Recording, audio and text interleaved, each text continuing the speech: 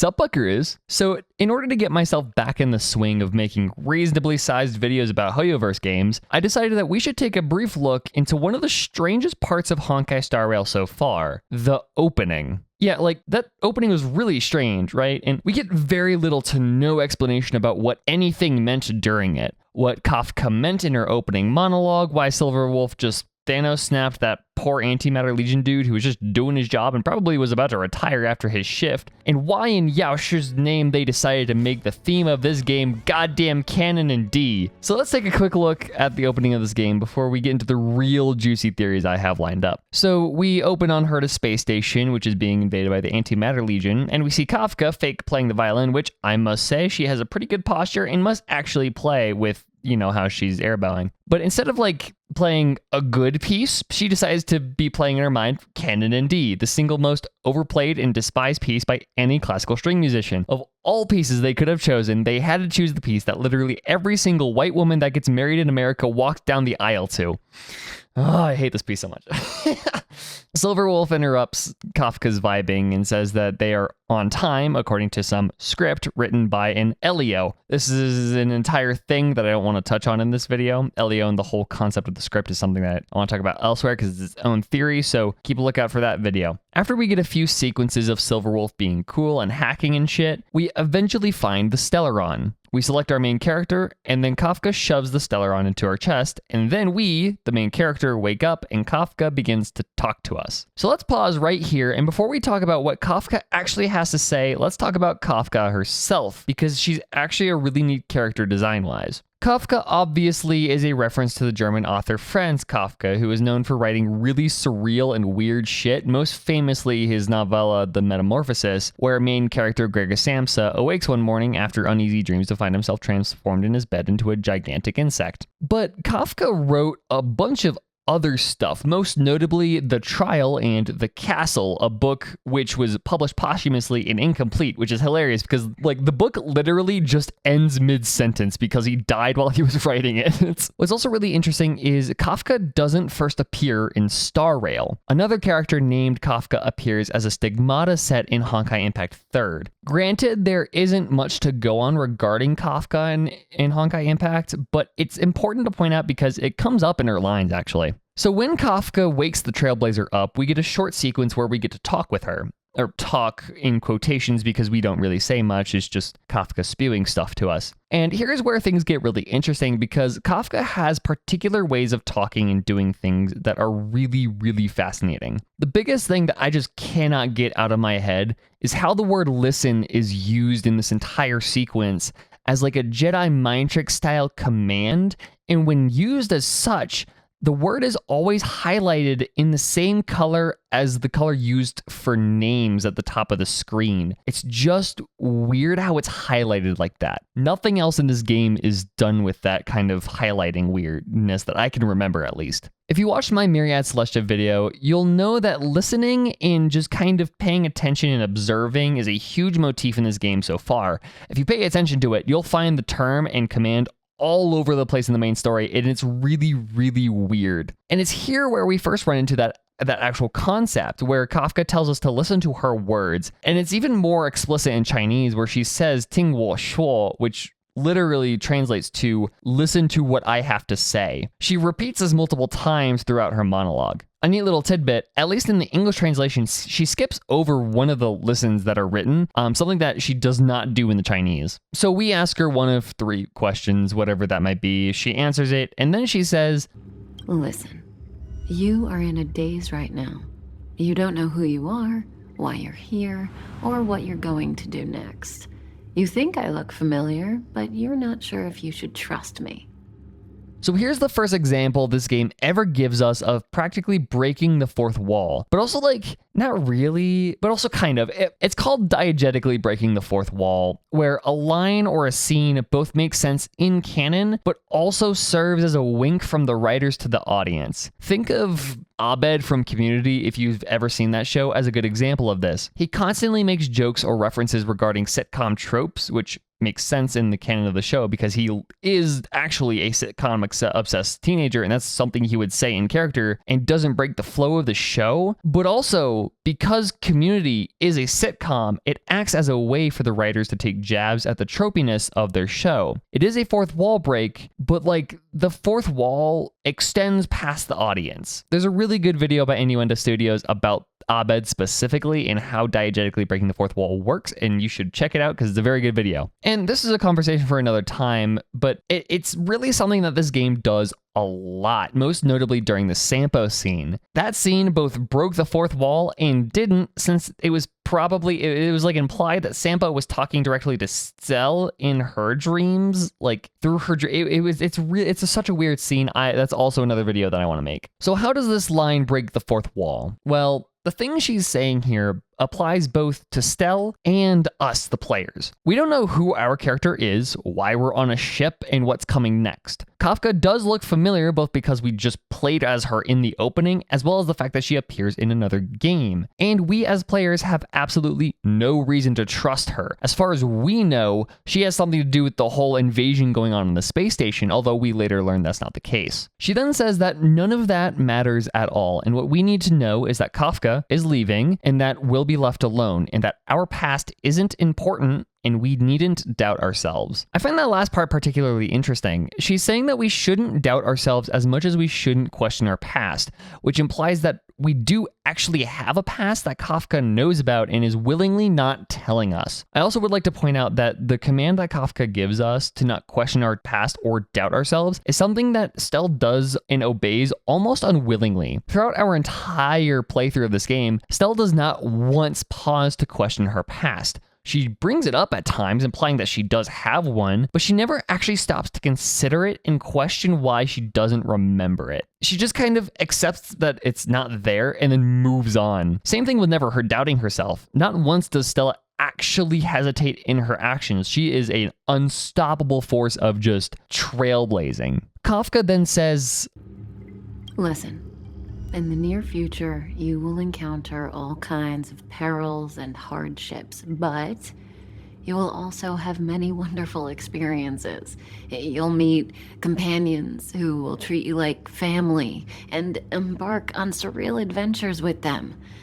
So this is again kind of breaking the fourth wall, as it's kind of telling the player, hey, this is what's going to happen in this game. And while anybody who has any sort of video game literacy is going to find this self-evident, it might not so much be for the case for the people who are brand new to Hoyoverse games or games in general. And so it serves the purpose of breaking the fourth wall in that way. But there is one line that rubs me the wrong way. Embark on surreal adventures with them. Her word choice here is just straight up concerning to me. Surreal adventures. Not wild, not crazy, not exciting, surreal. So because of this word choice, I decided to look into the Chinese version, and in Chinese, the line here says, 开始做梦也想不到的冒险. This is really interesting, so let's translate this to the best of my limited ability together to get a real sense of this line. The first word here is 开始, which means to start or to begin. This line is actually the second clause to a longer sentence, which starts with 你会, or you will. So this is pretty much saying you will begin to do whatever comes next in the sentence. The word 做梦 means to dream, and those are pretty much the only easy translations here.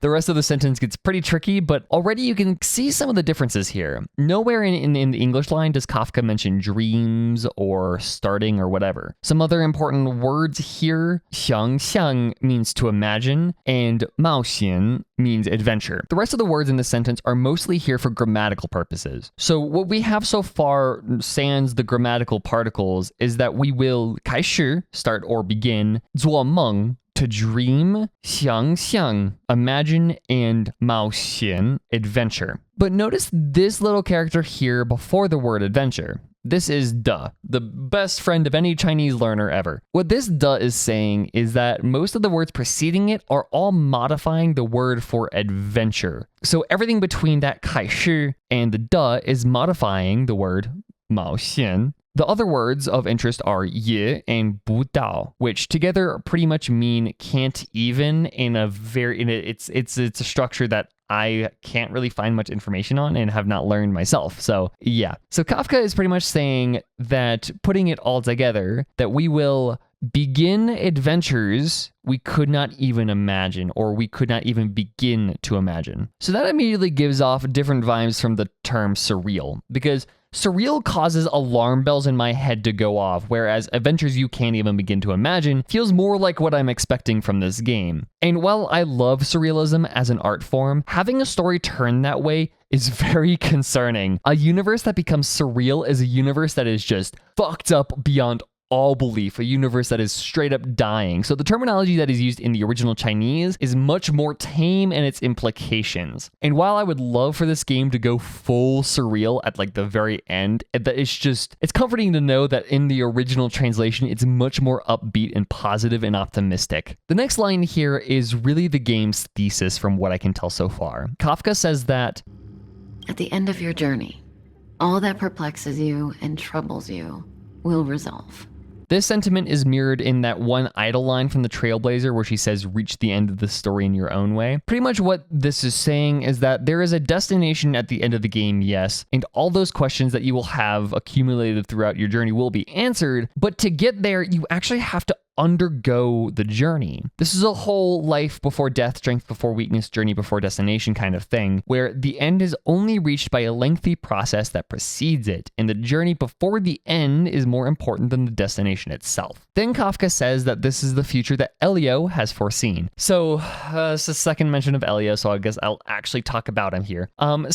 Somehow, and by some means, Elio, the leader of the Celeron Hunters, is able to see the future to the point where he can give Kafka and the rest of the Celeron Hunters a script that comes down to the exact second. The general consensus here is that really the only way Elio can manage to do this is by being an emanator of an Aeon, although it's not entirely clear which Aeon that might be. The most common theories that are floating around right now is that he is an emanator of Akavili, Fuli, or my personal favorite, Terminus, the Finality. Each theory holds its own water in different ways, and there really isn't a way to disprove any of them from where we are right now lore-wise. I won't get too much into it right now because, again, that's another video for specifics. Later on in the game, we do learn that Elio's whole goal right now is to corral us into facing up with Nanook, the Destruction, to prevent the end of the universe by their hands. So while Kafka isn't entirely being truthful here by completely missing out the point that we have to face Nanook, and also the fact that we're probably the second coming of Akavili, it is kind of fair considering she only has so much time to tell us any of this,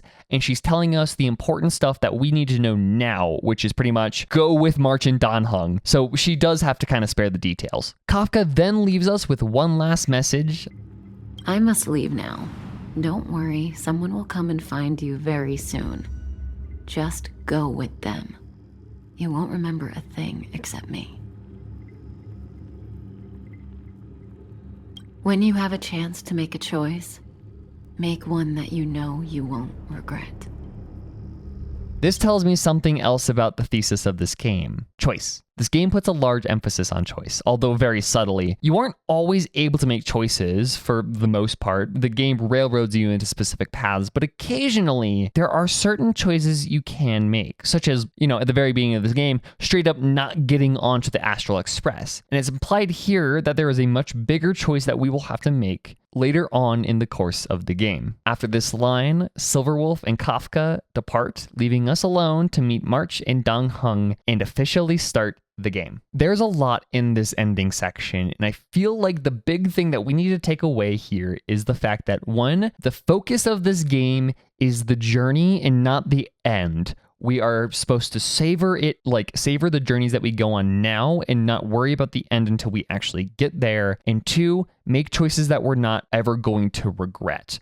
Choice is a big thing in this game, and I feel like it's more of like an encouragement to make the correct choices that allow us to, save the universe and prevent it from being destroyed by the hands of Nanook or whoever the fuck else. But it's really interesting to look at this scene and tell that Kafka really does have a deep care for us. She really does care for us. She's not just using us as a tool. And like this becomes even more evident the further on to the game when we meet her in the Luofu. She cares for us. She loves us. Like it's a lot, and she's putting up so much just leaving us there on a spaceship and kind of letting us go on our own journey. It's such a fascinating opening because it characterizes Kafka in such a way. I don't think the Kafka fandom would be nearly as big as it is without this opening, without her being so maternal in her in like how she talks to us and treats us. And it also characterizes Silverwolf and starts the mysteries of who is Elio,